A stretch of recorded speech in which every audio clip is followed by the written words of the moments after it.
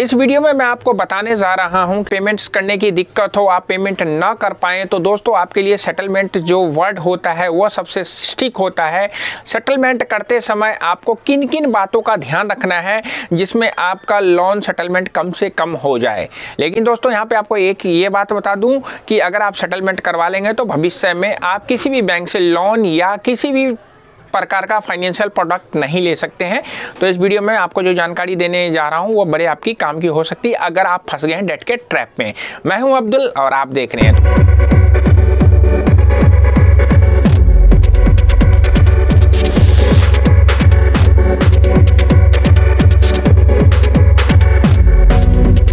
दोस्तों, स्वागत है आपका एक नई वीडियो में।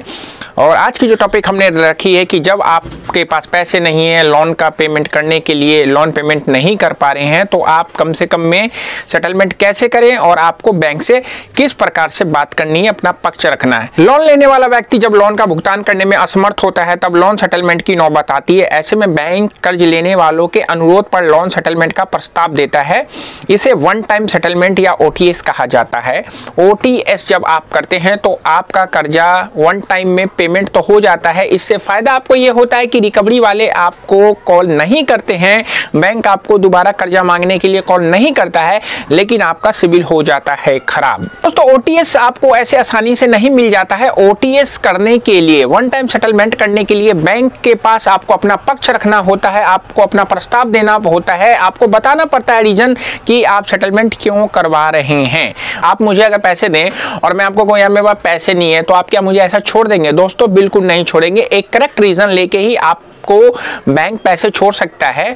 अगर आप वो करेक्ट रीजन सही से जानकारी दे देंगे, एविडेंस में उसका पेपर भी लगा देंगे तो आप करेक्ट रीजन क्या हो सकता है दोस्तों? आप यह कह सकते हैं अपना पक्ष रखते हुए कि मेरी जॉब कट हो गई है, मैं जॉब लेस हूँ, मेरी जॉब छूट गई है, मेरे घर में मेरे माता पिता बीमार हो गए, मेरी फैमिली में हेल्थ प्रॉब्लम हो गई, मेरा एक्सीडेंट हो गया है, फलाना फलाना। आप कोई भी जो घटना आपके साथ घटी है, जैसे कोविड में जॉब कट हुई है लोगों की, तो वो सच है, आप बता सकते हैं। और आप ये कह सकते हैं कि मेरी EMI मेरी सैलरी से ज़्यादा हो गई है, इसीलिए मैं इसका पेमेंट करने में असमर्थ हूँ, मुझे आप एक मौका दीजिए सेटलमेंट करने का, ताकि मैं कहीं से पैसे का अरेंज करके आपका पैसा चुकता कर दूं और अपनी ज़िंदगी में जो ये डेट ट्रैप है इससे मैं बाहर निकल जाऊं। तो दोस्तों आपको क्या ऐसा लगता है कि आप ऐसा बोलेंगे और बैंक आपको छूट दे देगा, छोड़ देगा, कम से कम में सेटलमेंट कर लेगा? दोस्तों ये तो आपने पक्ष रखा।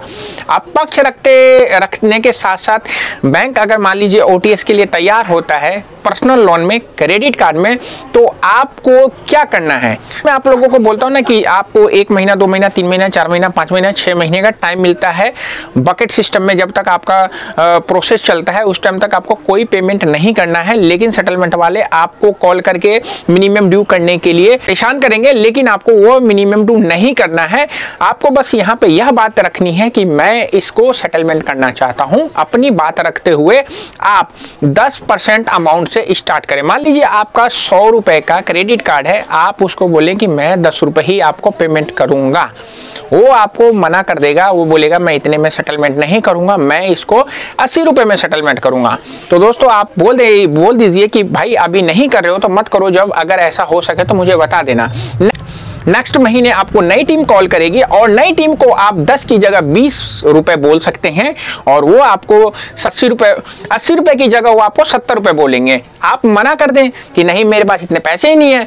तीसरे महीने में दोस्तों आप 25% बोलेंगे या 25 रुपए बोलेंगे और वो 65 रुपीज बोलेंगे, तो आप फिर आगे बढ़ना है। और इस प्रकार आप 4 से 5, 6, 7, 8 महीने तक जब इसको खींच के ले जाएंगे तो एक टाइम ऐसा आएगा कि आप 30% बोलेंगे, वो 40% बोलेगा, आप 35% बोलेंगे, वो 35% बोलेगा, और वो दोनों की बात एक जैसी हो जाएगी और आपका सेटलमेंट तैयार हो जाएगा। अब दोस्तों सेटलमेंट तैयार तो हो गया, आपने उसको मतलब कन्विंस करके इतने अमाउंट पे लिए आए हैं, लेकिन क्या सेटलमेंट हो गया? नहीं दोस्तों, सेटलमेंट अभी नहीं हुआ है। सेटलमेंट का अगला प्रोसेस होता है जब दोनों बंदे यानी कि आप और बैंक एक अमाउंट पे तैयार हो गए हैं सेटलमेंट करने के लिए, तो अब आपको एक सेटलमेंट लेटर लेना है। अब सेटलमेंट लेटर आप लेंगे कैसे? दोस्तों सेटलमेंट लेटर जिससे आप बात कर रहे हैं जिससे आप बात कर रहे हैं उसको बोलिए मेरे मेल पे जिस पे हमारा कॉन्टैक्ट हुआ है, जिस अमाउंट पे हमारा सेटलमेंट हुआ है, वो लेटर आप मेरे मेल पे भेजिए। ठीक है ना। आपको यहाँ पे EMI नहीं करनी है, आपको वन टाइम ही करना है, क्योंकि दोस्तों EMI का झोल थोड़ा खराब होता है। नेक्स्ट वीडियो में आपको बताऊंगा कि EMI पे अगर आप सेटलमेंट करते हैं तो कैसे आप फंस सकते हैं। बहुत सारे लोग कहते हैं कि सर मैंने सेटलमेंट किया था 3 महीने का, मैंने 2 EMI दे दी, तीसरी नहीं दे पाया, तो अब मेरा क्या होगा। तो इस सिचुएशन में दोस्तों आपका सेटलमेंट खराब हो जाता है। नेक्स्ट वीडियो में मैं आपको बिल्कुल विस्तारपूर्वक इस टॉपिक पे बताऊंगा। तो अब जब आपका सेटलमेंट लेटर जिस बैंक का भी है उसके ऑफिशियल मेल आईडी से आपके मेल पे आ गया, आप उसको चेक कर लें और फिर आप उस अमाउंट को जैसे चाहें आप पेमेंट कर सकते हैं। इस प्रकार आपका लीगल सेटलमेंट हो जाएगा।